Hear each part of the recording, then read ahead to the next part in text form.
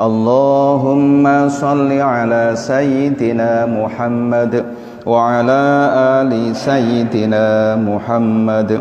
Allahumma salli ala sayyidina Muhammad wa ala ali sayyidina Muhammad. Allahumma salli ala sayyidina Muhammad wa ala ali sayyidina Muhammad. Subhanallah walhamdulillah wa la ilaha illallah wallahu akbar. Subhanallah walhamdulillah wa la ilaha illallah wallahu akbar.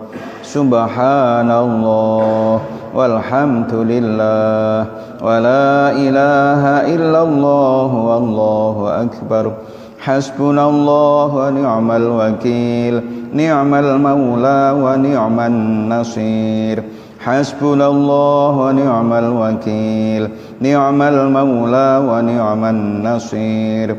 Hasbunallah wa ni'mal wakil, ni'mal maula wa ni'man nasir. La hawla wa la quwwata illa billahil aliyyil azim. La ilaha illallah Muhammadur Rasulullah. La ilaha illallah Muhammadur Rasulullah. La ilaha illallah Muhammadur Rasulullah. La ilaha illa anta subhanaka inni kuntu minadh dhalimin. La ilaha illa anta subhanaka inni kuntu minadh dhalimin. La ilaha illa anta subhanaka inni kuntu minadh dhalimin. A'udzu bikalimatillahi tammati min syarri ma khalaq. Bismillahilladzi la yadurru ma'asmihi syai'un fil ardi wala fis sama' wa huwas sami'ul 'alim. A'udzu bikalimatillahi tammati min syarri ma khalaq. Bismillahilladzi la yadurru ma'asmihi syai'un fil ardi wala fis sama' wa huwas sami'ul 'alim. A'udzu bikalimatillahi tammati min syarri ma khalaq. Bismillahilladzi la yadurru ma'asmihi syai'un fil ardi wala fis sama' wa huwas sami'ul 'alim. Allahumma anfa'na bima 'allamtana wa 'allimna ma yanfa'una. Amin ya rabbal alamin. Hadirin jamaah salat subuh Masjid Al-Hidayah Taman Puri Salatiga Semarang yang saya hormati, bapak-bapak, ibu-ibu yang saya hormati, alhamdulillah pada pagi hari ini kita bisa bersama-sama melaksanakan apa yang menjadi perintah Allah melalui Rasulullah Muhammad sallallahu alaihi wasallam. Mudah-mudahan dengan keistiqomahan kita bersama, kita dicatat oleh Allah sebagai hambanya dan umat Rasulullah yang kelak di kemudian hari ditempatkan di surganya Allah. Amin ya rabbal alamin. Karena kematian adalah sebuah kepastian. Karena kematian itu keniscayaan, maka hal-hal seperti ini harus terus kita upayakan sebagai persiapan untuk menjemput ajal. Ya, ajal itu pasti datang. Bapak Ibu yang saya hormati, yang selanjutnya sholawat serta salam semoga tetap menjadi rutinitas kita bersama, menjadi hiasan bibir kita, hati kita untuk tetap selalu bersholawat sebagai tanda bukti, salah satunya tentunya bahwa kita adalah cinta kepada Rasulullah Muhammad SAW. Dan kalau kita cinta sepenuh hati, semoga Rasulullah juga cinta kepada kita, di akhirat kelak memberikan pertolongan syafaat kepada kita semuanya, amin ya robbal alamin. Bapak Ibu yang saya hormati, kita melanjutkan yang kemarin sudah kita bahas. Qala al-muallif rahimahullahu taala wa nafa'ana bihi wa bi ulumihi fid dharain amin ya rabbal alamin. Berikutnya adalah faslun utawi iki iku fasal atau bab alamatul bulughi utawi pira-pira tanda-tandane wong kang balik. Jadi beberapa tanda seseorang niku dianggap sebagai sudah balik.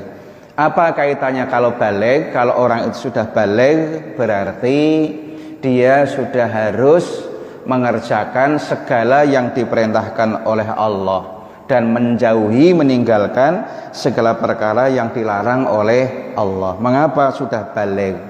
Kalau dia sudah balik berarti mukallaf, ada tanggungan di situ. 5 waktu tidak boleh ditinggal, puasa Ramadan nggak boleh ditinggal.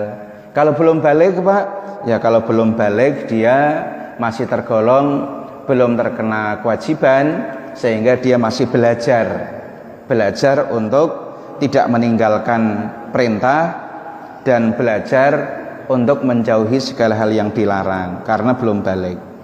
Salasun iku ana telu, jadi tanda-tanda balik niku ada 3. Tamamu khamsa asyrata sanah, yang pertama adalah sempurnane 15 tahun umure.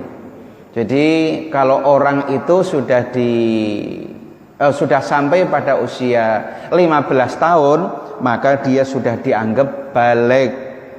Fidzakari untuk laki-laki, wal untha lan kanggo wong wadon.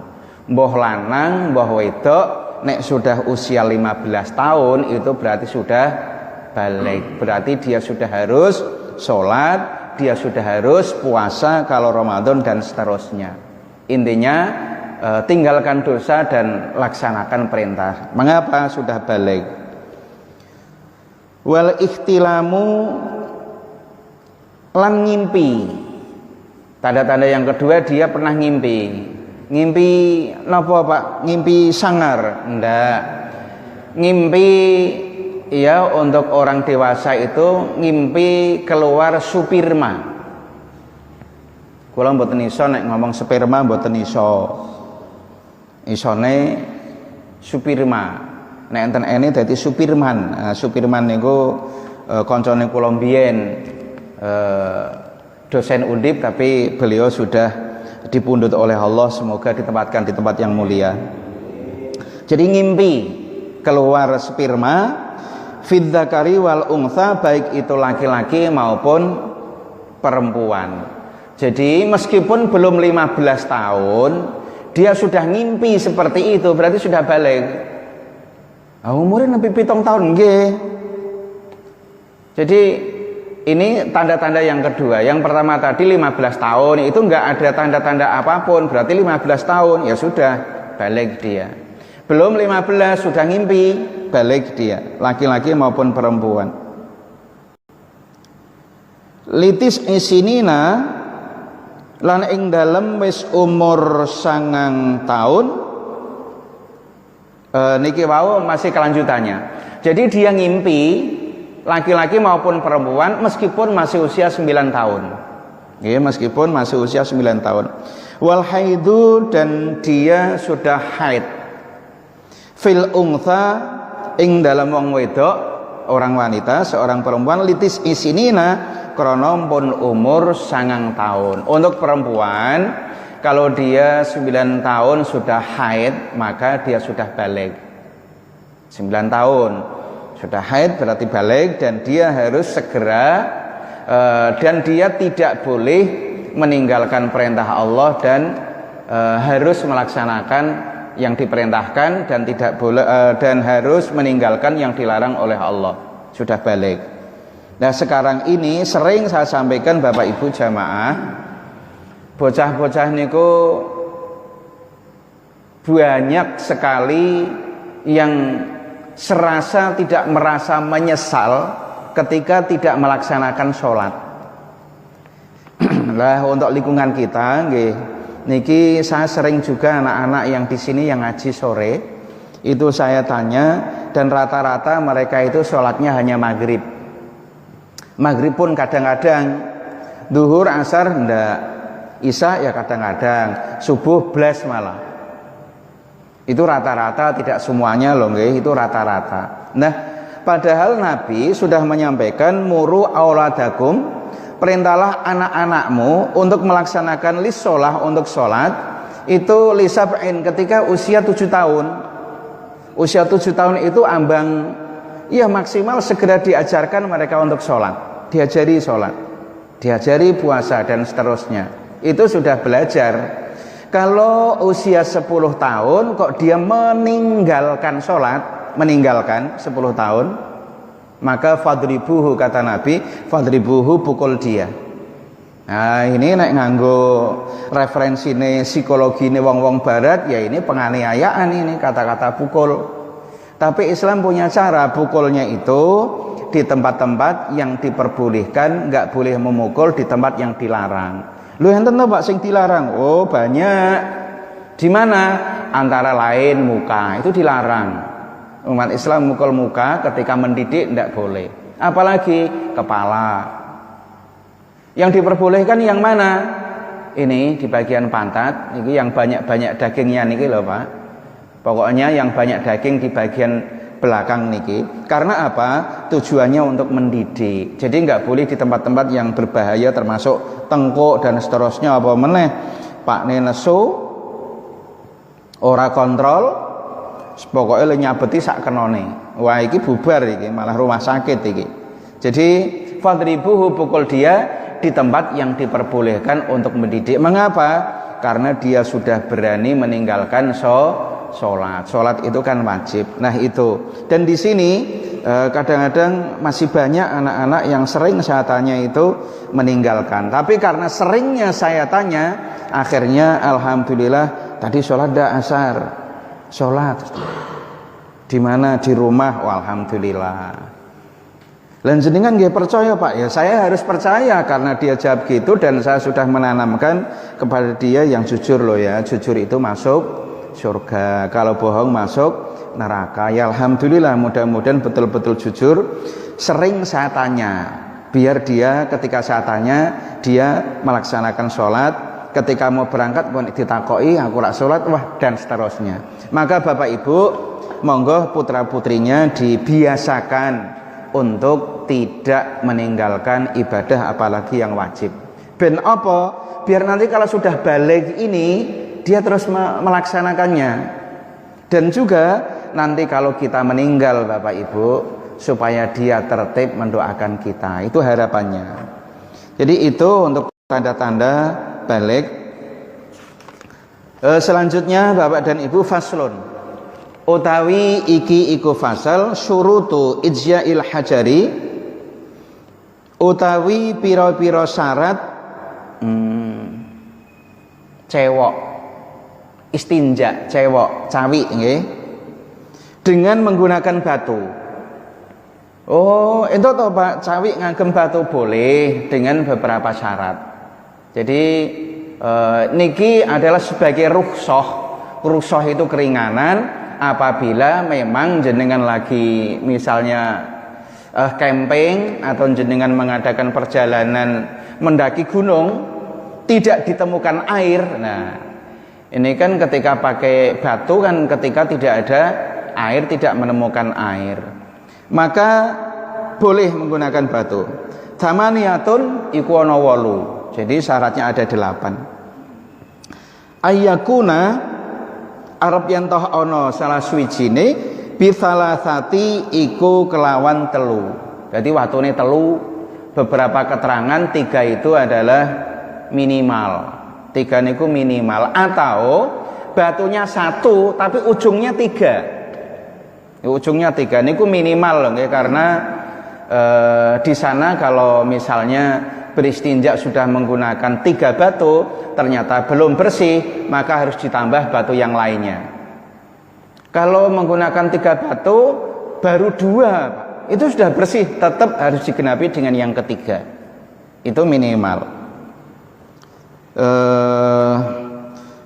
Wa ayyunaqul mahallu lan arep yentoh den bersihake apa panggonane najis. Kemudian batu itu bisa membersihkan tempatnya najis. Jeneng cewek membersihkan najis ya najis yang dikeluarkan oleh kubul maupun dubur. Jadi bicaranya di situ namanya juga cawi, bukan membersihkan najis yang ada di jubin, ada di rumah, bukan. Tapi ini yang dibahas adalah pembahasan istinja, ijza, bersih-bersih atau cawi itu tadi. Jadi batunya bisa untuk membersihkan tempat keluarnya najis tadi. Lho emang ono Pak batu sing ra iso? Ya iso nek kegeden. Batune gedhi, piye lemeh bersihke wong gedhi. Ora iso nyepit blas. Ya batunya bisa untuk membersihkan itu. Jadi ukurannya ya masing-masing orang mesti beda nggih. Sing penting iso nggo gresik-gresik. Basa Jawane niku berarti napa niki? Peper. Iki jenengane peper iki. Dan ini memang dalam Islam bukan hal yang tabu dan ini harus dibahas, itu boleh. Kemudian yang selanjutnya wa alla yajifan najsu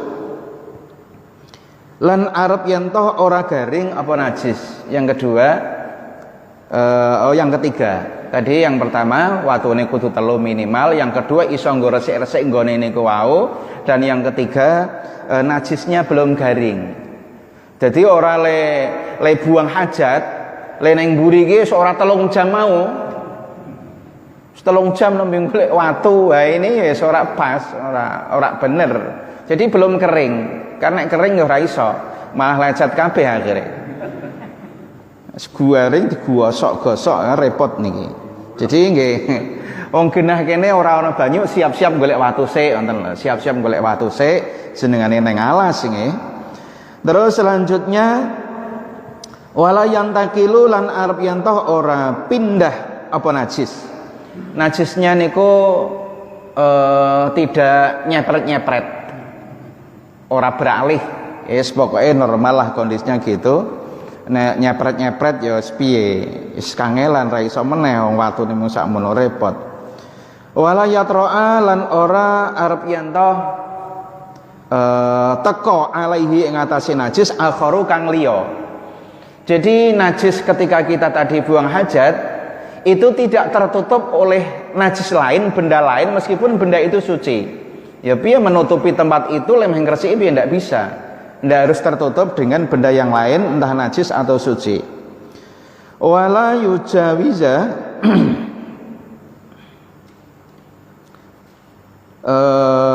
lan ora nglewati apa najis sofhatahu ing bokonge man. Jadi najisnya itu tidak melewati jalan yang tadi buang hajat. Artinya ya oke mau tidak sampai kemana-mana. Najisnya tadi tidak berpindah tempat, kemudian yang berikutnya najisnya tidak kemana-mana. Wa hasyafatahu lan ing hasyafai wong wala yusibahu lan arep yen toh ora ngeneki ing najis maun banyu. Jadi najisnya juga belum kena air. Lu jari ini ra ono banyu Pak, maksudnya banyune ora akeh. Kena banyu sithik misale ngeten, njukuk watu. Dilalah watune teles. Ini ndak boleh. Batunya ndak boleh basah. Wis kena banyu sik itu nanti.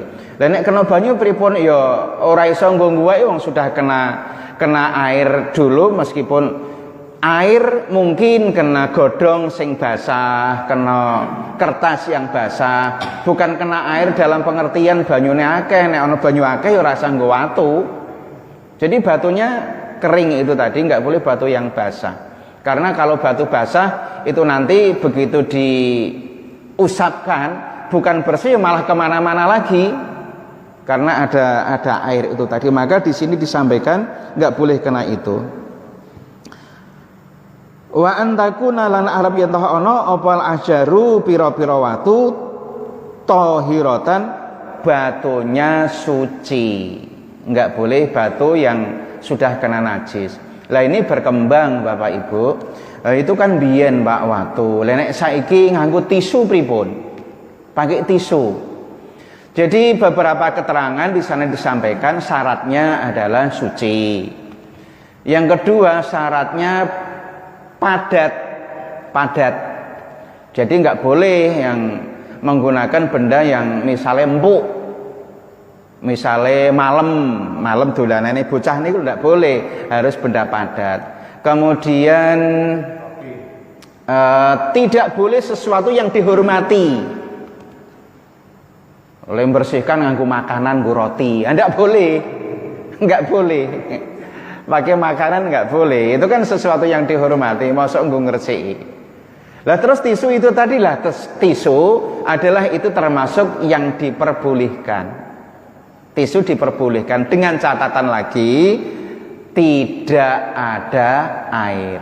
Jadi boleh selama tidak ada air. Lah terus itu bagus enggak? Ya bagus wong ora ono banyu. Pakai daun juga boleh asalkan daunnya juga kering, tisunya tadi juga kering, nggak boleh tisu basah loh nggih. Tisu basah nanti ya kemana-mana lagi. Kemudian yang paling bagus yang menggunakan batu kemudian menggunakan air. Double itu lebih bagus lagi. Pakai tisu, pakai air bagus. Lah nek banyu tok ndak ada masalah selama airnya memang cukup. Ini tadi yang dibahas di sini adalah ketika tidak ada air. Itu Bapak Ibu, mudah-mudahan menjadi tambahan wawasan buat kita dan semoga kita semakin bijak di dalam mensikapi sebuah perkara. Amin ya rabbal alamin. Dan semoga kita semuanya diberikan panjang usia, sehat lahir batin, keluarganya tentram, bahagia, putra-putrinya soleh dan solihah. Amin ya rabbal alamin.